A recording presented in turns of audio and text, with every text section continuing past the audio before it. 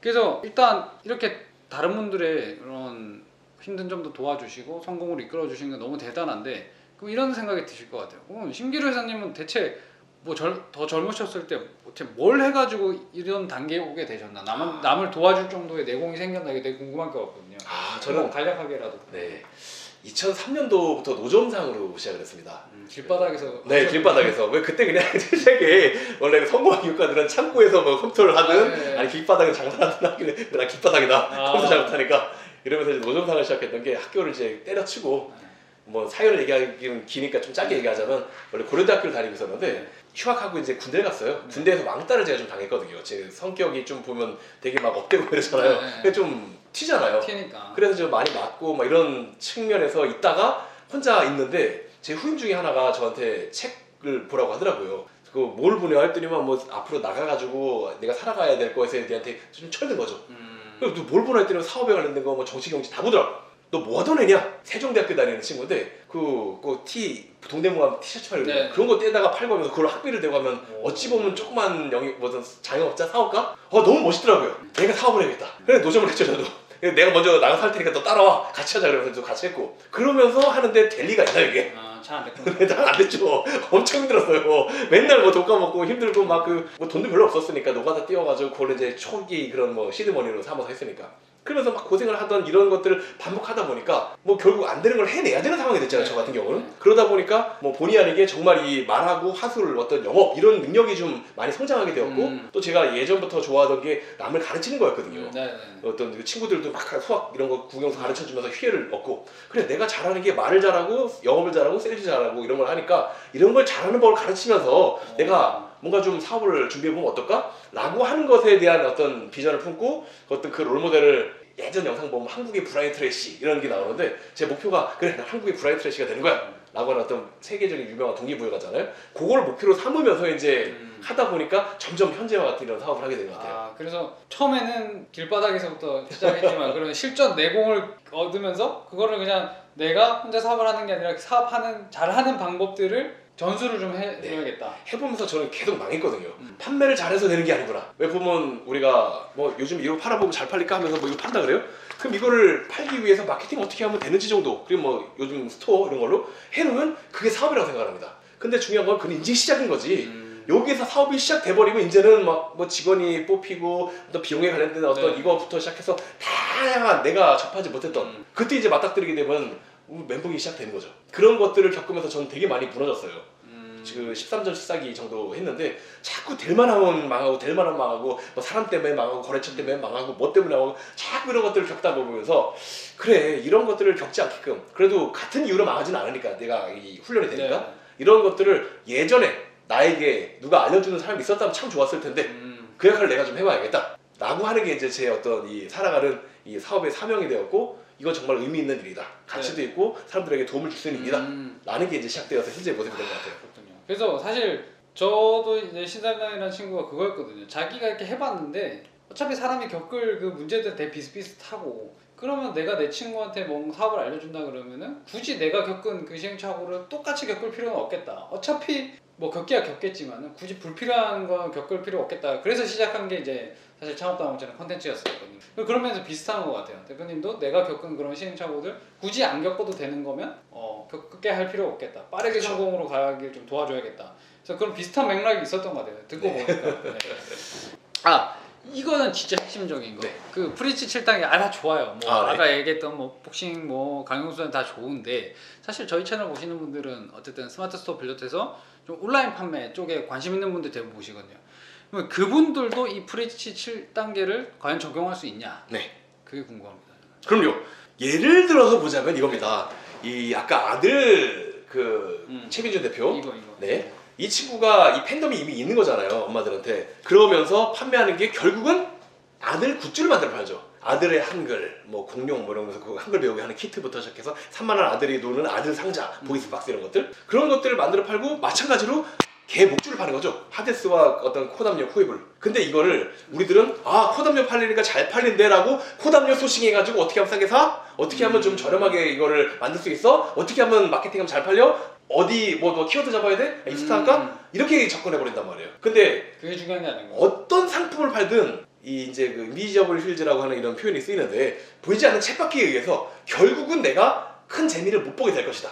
어떤 걸 팔든 아무리 특이한 것이 있어도 그 특이한 것이 인기가 있으면 당연하게 경쟁사가 생겨나고 경쟁사는 당연하게 가격과 품질로 승부를 할 거란 말이에요. 부딪힐 거고. 네. 그럼 나도 그걸 맞춰야 될 거고 네. 맞추면서 점점 마진을 줄 줄어들게 되고 근데 얘가 또 경쟁을 하잖아요 광고를. 그럼 나도 광고를 하는데 광고의 단가까지 올라가 버리게 되고 이게 또 애매한 게 뭐가 있냐면은 뭐 이 판매 쪽은 그렇다 쳐도 자영업자 같은 경우는 내 근처에 이 애견훈련소로 따지면 애견훈련소에서 나밖에 없었던 게 잘 돼가지고 하나 생기면 직원의 이직까지도 고려해버려야 됩니다.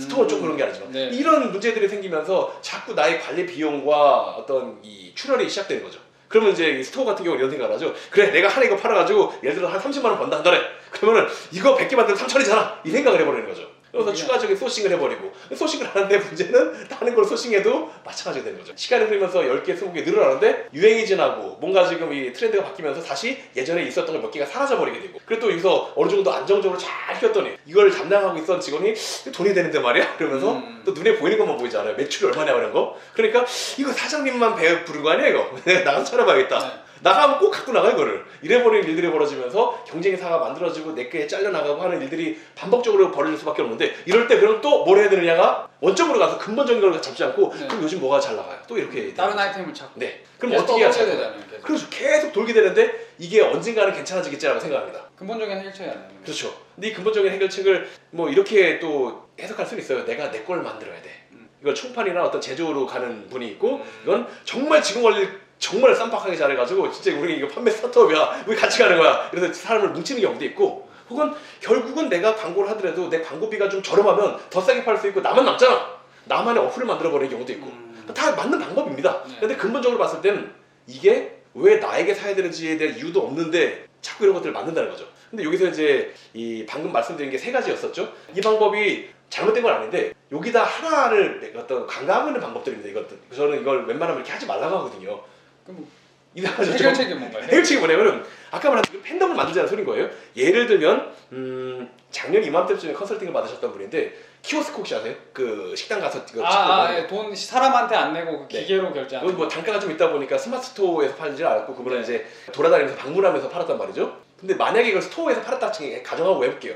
그랬을 때 만약에 이 키오스크라고 하는 것을 이 스토어에서 팔았다고 한들 이게 잘 팔리면 또 다른 분명히 그런 건? 업체들이 막. 근데 여기서 그 다음 문제인 거예요. 키오스크와 연관이 있을 만한 왜 이건 뭐 인건비 줄이고 이런 거잖아요. 그 식당 인건비. 네, 그렇죠. 그러면 요즘 뭐 서빙하는 카트 로봇 이런 거 있잖아요. 네, 네. 그럼 그 로봇 서빙 로봇을 만약에 거기서 같이 판다. 이거 샀던 사람이 이걸 살 이유가 있을까요? 거기서 꼭 키오스크는 키오스크 검색해서 거기서 샀을 뿐이고 네. 로봇을 검색해서 딴 데가 싸면 거기 가겠죠. 네. 여기서 연속적으로 사야 될 이유가 전혀 없다는 겁니다. 네. 아까 말한 그 방식도 마찬가지죠. 있어봐야 약간 가치한 할인 정도가 있는. 왜냐면 제품과 사업자와 소비자만 있는 관계니까. 네.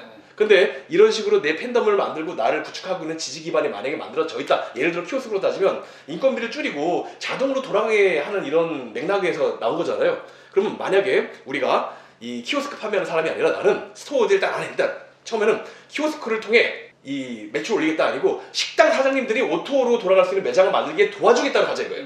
뭘 팔겠다가 아니라 누굴 돕겠다요. 문제 해결을 도와주는. 네. 그럼 오토 매장을 만드는 데 있어가지고 직원 관리가 힘들고 막 이런 분들에게 그걸 도와주는 형태로 오토 매장 만들기 연구소, 뭐 오매연 이런 걸 만든 다음에 그런 거에 필요한 어떤 이 방법들, 인사 관리 방법들, 이모에 관련된 화법들, 그리고 노무 관련된 상식들, 그리고 채용에 관련된 어떤 도움을 줄 수 있는 방법들과 함께 키오스크를 만약에 도입하게 되면 왜 그렇잖아요. 이모들이 봤을 때 야 저거 들어와서 우리 잘리는 거 아니야? 이러면 싫어할 거 아니에요 그거. 로봇가 하나 들어와도 막 로봇 괜히 막 발로 차고 그럴 거 아니에요. 그러니까 그런 식의 조직의 새로운 자동화 툴들이 잘 젖어 들어갈 수 있게끔 해주는 것을 어떻게 해야 되는지에 대한 사장님들도 도와주고 그런 교육도 하고 컨설팅도 하면서 자연스럽게 키오스크가 팔리는 구조가 되면 이제 아까 로봇가 됐든 뭐 자동화에 관련된 이런 것도 있더라고요. 또 횟집 가니까 저기 그 뭐 푸드코트에 뭘 딱 그 메뉴를 여기서 태블릿으로 하면은 기차 같은 게 쫙 하고 와요. 거기서 뭐 주더라고요. 네. 그것도 서빙 인력 줄인 거잖아요. 이런 식의 시스템을 몰라서 안 하는 게 아니고 와 우리 쪽에 하려면 막막한 거예요 사장님들. 왜냐면 직원들의 반발. 이런 거 다. 그렇죠.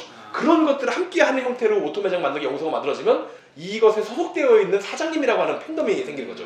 스마트 스토어에 뭐 그 스마트 뭐 어떤 스토어에 내 찡찡을 보는 사람이 아니고 실제 우리를 알고 우리와 함께 하고자 하는 사람이 생기면 이것을 기반으로 하는 키오스크 판매, 뭐 레일 키트 판매, 기차 판매, 뭐 서빙 로봇 판매부터 시작을 해가지고 오토 매장을 만드는 데 필요한 직원 교육 판매, 컨설팅 판매, 우리 소득의 네트워크에 되는 어떤 체인점 판매, 뭐 식자재 판매 모든 게 가능해지는. 그러니까 그 제품으로 접근하는 게 아니라 그 잠재 고객이 어떤 문제가 있는지 그걸 내가 어떻게 해결해 줄 수 있는지 그리고 해결해 줄 수 있는 그런 커뮤니티를 만들고 그런 식의 접근을 하는 말씀이죠. 네. 지금 제가 꼭 그런 얘기를 해요. 그 스토어를 잘 팔고 싶다라고 말씀하시면 사장님은 스토어를 해서 물건 잘 파는 게 목표입니까? 사업을 잘하겠다는 겁니까? 단순하게 뭐 마케팅만 해서 물건 팔 거면 그냥 최신 마케팅 기법과 요즘에 뜨는 채널이나 뭐 트렌드를 알고 기가 막힌 상세 페이지 만들고 막 영상 만들고 뿌리면 되는 거죠.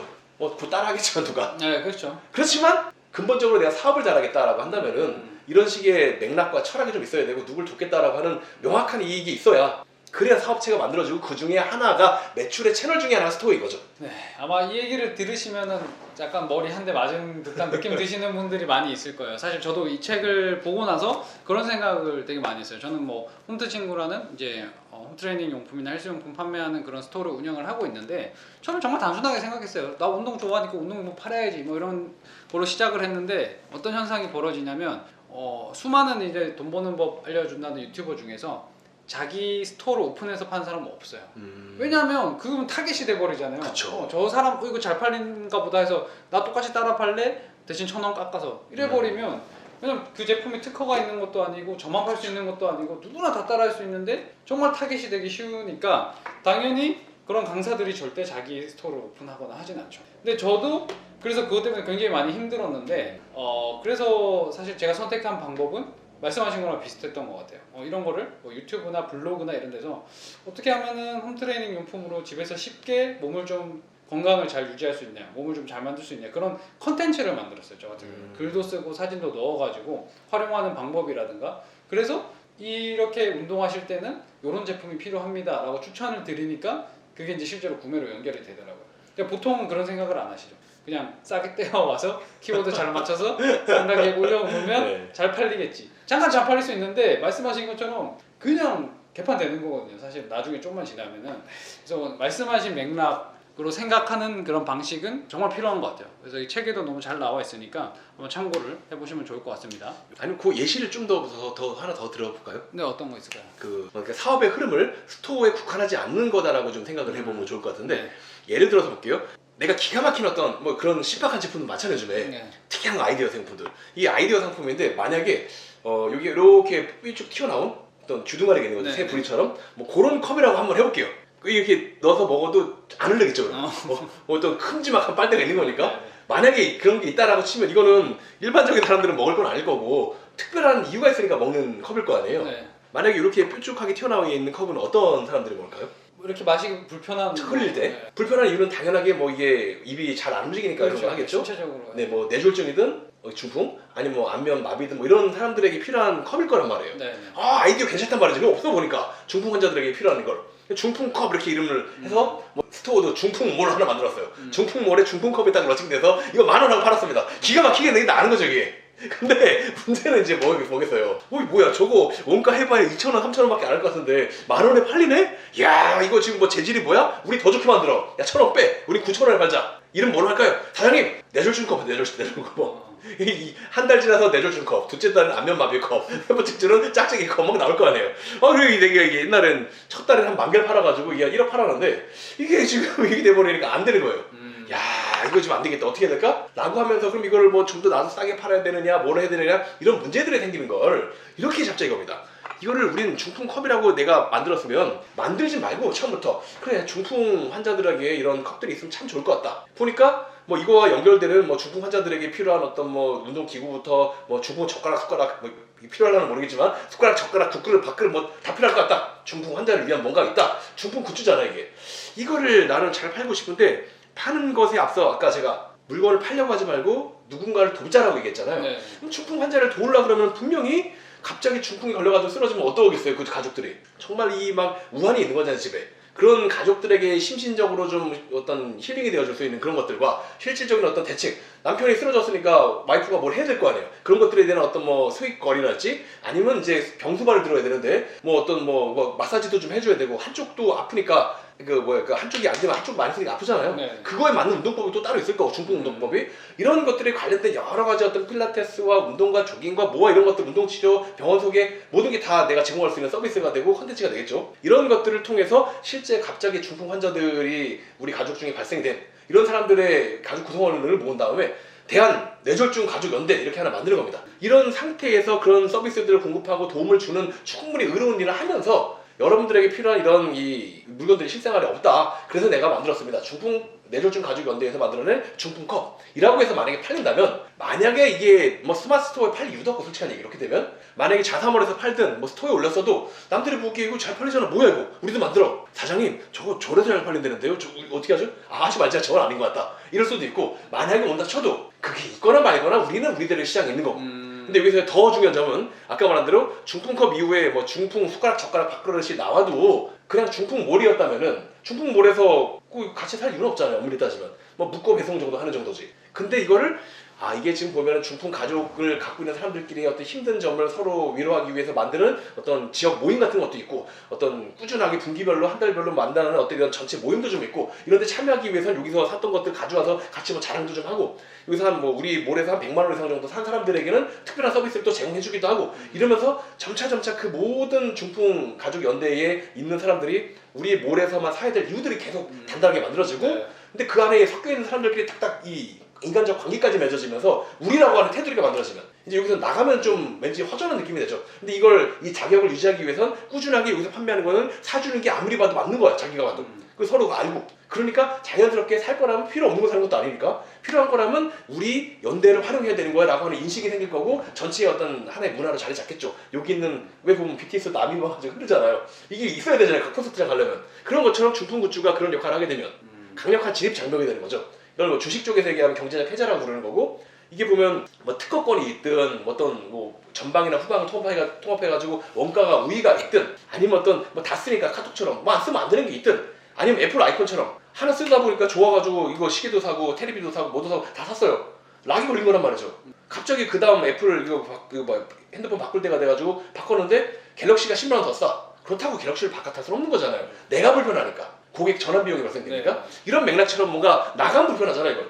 기술적인 측면으로 그렇게 엮어서 전환 비용을 발생시키면 제일 좋지만 일반적으로 우리는 그런 기술 개발이나 막 이런 게 안 되니까 그런 맥락으로 비슷한 효과를 만들어내면 되는 거죠. 그렇게 이제 만들어가지고 우리만의 진입 장벽을 만들어내면 그게 이제 초창기 기업에서는 마케팅 영업 조직인 경우도 있고 어떤 고객 간의 이 어떤 교류일 수도 있고 우리 자체의 단체의 문화일 수도 있고 네. 내가 갖고 있는 어떤 특별한 차별성이자 브랜딩일 수도 있고 이게 어떤 큰 기업들을 상대로 하는 그런 용어에서 나오는 뭐 경제적 해자 꼭 그걸 다 들어맞게 하지 않아도 그 규모에 맞는 우리 나름대로의 진입 장벽 전략이 다 있다.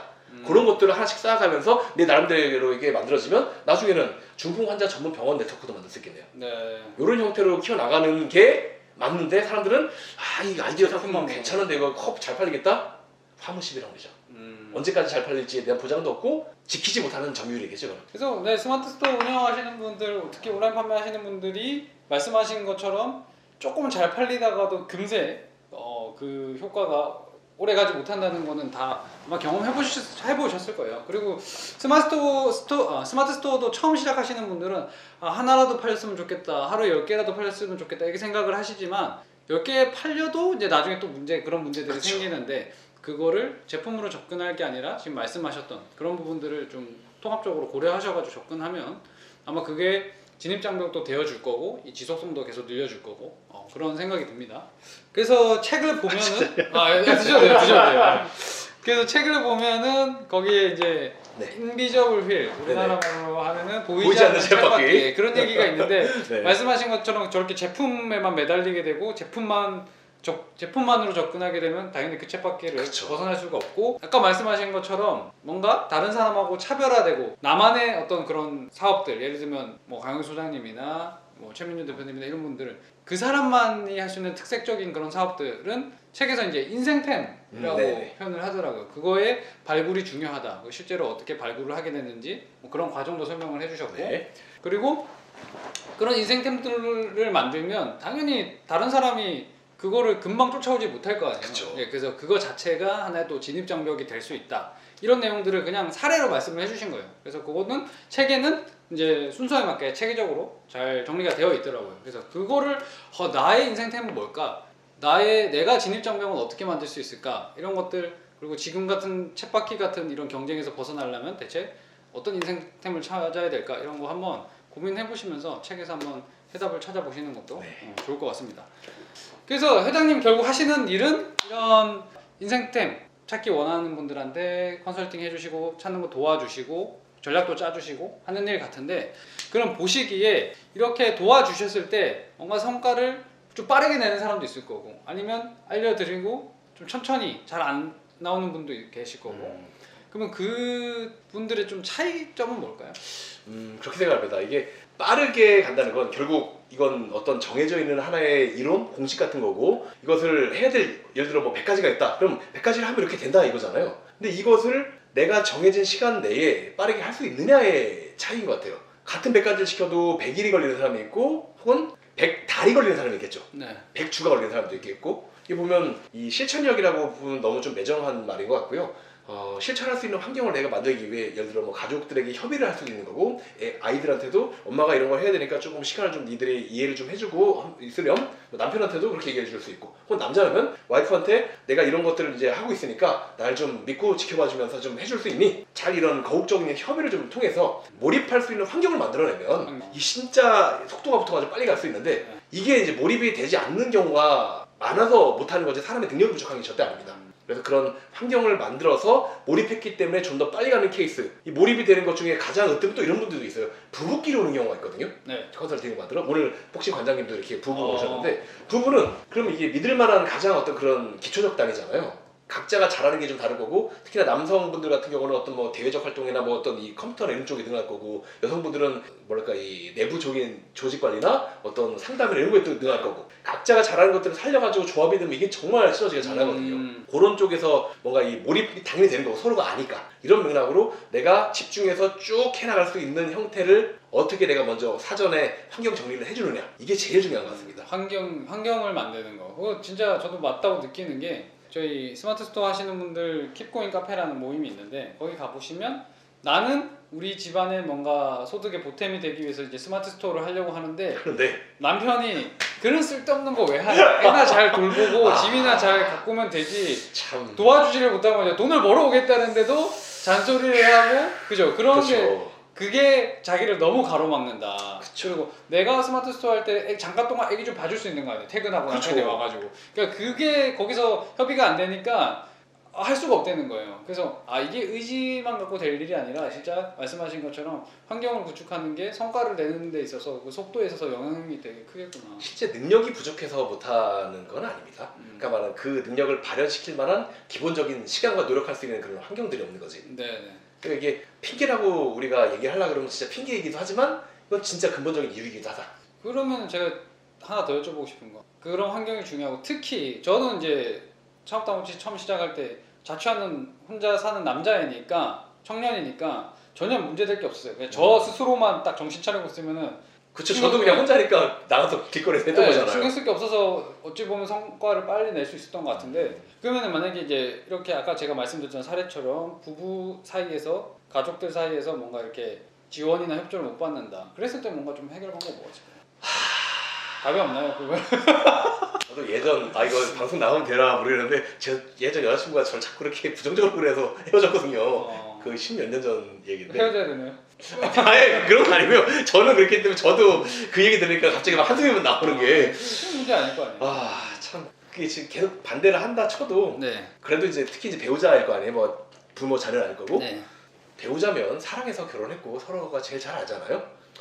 진심 어리게 좀 허심탄회하게 대화의 시간 가져보면 좋을 것 같아요. 그리고 뭐 자녀분들은 그래도 조금 더 내가 컨트롤하기 편할 거고, 네.